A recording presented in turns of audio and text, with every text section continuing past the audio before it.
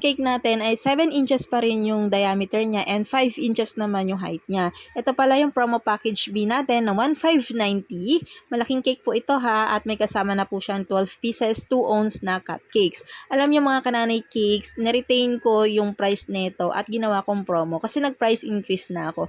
Kasi alam niyo naman na habang tumatagal ay pataas na ng pataas yung mga presyo ng ingredients and mga raw materials itong ating mga baking supplies, 'di ba? Kaya kailangan natin mag-price increase. Nag-price increase na pala ako noong January 15. Konti lang naman, mga 50 pesos ganun. Pasensya na agad sa ating mga suki kasi affected din naman po kami ng inflation. Aba, hindi naman po pwede na yung price namin noong nakarang taon ay presyo pa rin namin hanggang ngayon. Alam niyo naman po kung gaano kataas ang mga bilihin ngayon. Hindi na natin kailangan isa-isahin pa. Alam niyo na po yan. At sabi ko nga, ni-retain ko ang price nitong package B at ito po ang ginawa kong pa-promo. Yes, imbes na mag-price increase ako dito,